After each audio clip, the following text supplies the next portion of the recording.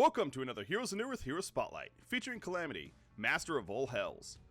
A fallen sister of the Sacred Order who carries the dragon Sunder into battle as she seeks to unleash the third corruption upon Newerth. Calamity is an agility-focused hero who has strong carry potential as well as the ability to be very active with the team to set up and earn kills. Calamity's first ability is Firebomb. Calamity targets an area and commands her dragon Sunder to launch a flaming orb dealing magic damage. The orb will then bounce 4 times, dealing magic damage each time.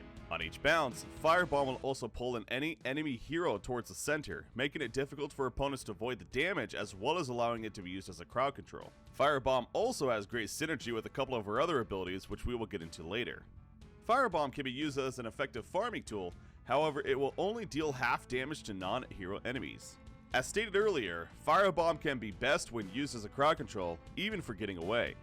In this case, Calamity is fleeing from Zephyr, and by casting Firebomb gets the distance necessary to escape. Calamity's second ability is Dragon's Path. Calamity has 3 smaller dragons who fly in a circle around her constantly, dealing magic damage to any enemy it makes contact with. Calamity is able to control the radius of the dragons by commanding them to move closer, or move further out with an in and out ability. There are 3 different ranges: 250, 400, and 550 units. Dragon's Path is a very efficient harassing tool in the laning phase that allows you to do poke damage while not putting yourself in too much danger. Enemies hit by Dragon's Path will cause them to take 10% less damage from the ability, which stacks up to 50% in 10% increments. This will last up to 5 seconds and will refresh if hit by it again. Also worth noting, at the maximum range of Dragon's Path it is 550 units, which is just a bit further than Calamity's attack range. However, with good movement and positioning, Calamity should be able to keep max distance for her auto attack while still getting assisted damage from Dragon's Path. One last thing is that Dragon's Path can use the in and out ability even when at min or max distance already. This will cause the dragons to spin rapidly, applying their damage quicker, giving Calamity once again a little more burst. Calamity's third ability is Funeral Pyre. Funeral Pyre is a passive ability which causes any damage dealt by Calamity to an enemy to deal an extra attack to the same target. When Funeral Pyre is applied to an enemy hero, that hero loses 1 of all stats as well as 3 movement speed, causing Calamity to gain 3 agility as well as the move speed. This buff and debuff will both last up for 120 seconds at level 4, with each charge being individually timed. The cooldown of Funeral Pyre is cut in half when it procs against non-hero enemy units, which will help it make an efficient farming tool. Calamity will not drain any stats, however, from non-hero enemies. Due to Funeral Pyre proccing off any kind of damage Calamity deals, it will synergize very well with her other abilities and give her a lot more burst damage than one might think at first glance. Calamity's ultimate is Sunder's Vault. Calamity orders her dragon Sunder to call down a powerful wall of fire from the skies.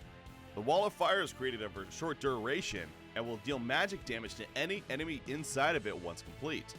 Damage will be increased the closer an enemy is to the center of Sunder's Vault. Enemies may not leave Sunder's Vault, but the closer they get to the wall, the less damage they will take. Sunder's Vault works very well with Firebomb, keeping enemies as close to the center as possible to deal maximum damage. Calamity will also do very well with the Wombo Combo potential, also known as Big Teamfight Ultimates. So coordinating with teammates such as Tempest or Flux can prove to be very devastating for the opposition.